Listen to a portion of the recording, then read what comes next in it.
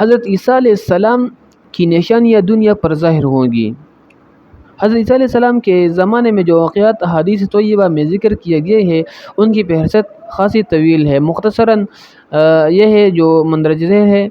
آپ سے پہلے حضرت مہدی کا آنا، آپ کا عین نماز فجر کے وقت اترنا، حضرت مہدی کا آپ کو نماز کے لیے آگے کرنا اور آپ کا انکار کرنا، نماز میں آپ کا قنوت نازلہ کے طور پر یہ دعا پڑھنا: قتل اللہ الدجال،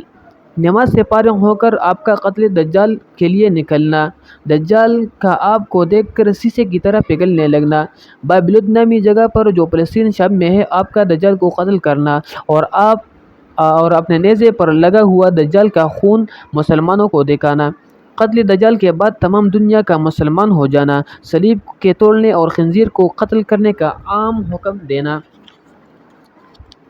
آپ کے زمانے میں امن و امان کا یہاں تک پھیل جانا کہ بھیڑیے بکریوں کے ساتھ اور چیتے گائے بیلوں کے ساتھ چرنے لگے اور بچے سانپوں کے ساتھ کھیلنے لگے۔ کچھ عرصے بعد یاجوج ماجوج کا نکلنا اور چارسو فساد پھیلانا۔ ان دنوں میں حضرت عیسیٰ علیہ السلام کا اپنے رفقاء سمیت کوہ طور پر تشریف لے جانا اور وہاں خوراک کی تنگی پیش آنا۔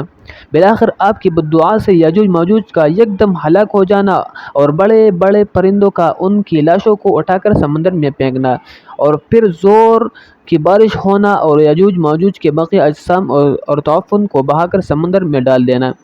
حضرت عیسیٰ علیہ السلام کا عرب کا ایک قبیلہ بنو کلب میں نکاح کرنا اور اس سے آپ کی اولاد ہونا، فج الروحا نامی جگہ پہنچ کر حج و عمرہ کا احرام باندھنا، حضرت صلی اللہ علیہ وسلم کے روزہ اطہر پر حاضری دینا اور آپ صلی اللہ علیہ وسلم کا روزہ اطہر کے اندر سے جواب دینا، وفات کے بعد روزہ اطہر میں آپ کا دفن ہونا وغیرہ وغیرہ۔ آپ کے دفن کے بعد مقعد نامی شخص کو آپ کے حکم سے خلیفہ بنایا جانا اور مقعد کی وفات کے بعد قرآن کریم کا سینوں اور صحیفوں سے اٹھ جانا۔ اس کے بعد آفتاب کا مغرب سے نکلنا، نیز دابۃ الارض کا نکلنا اور مومن و کافر کے درمیان امتیازی نشان لگانا وغیرہ وغیرہ۔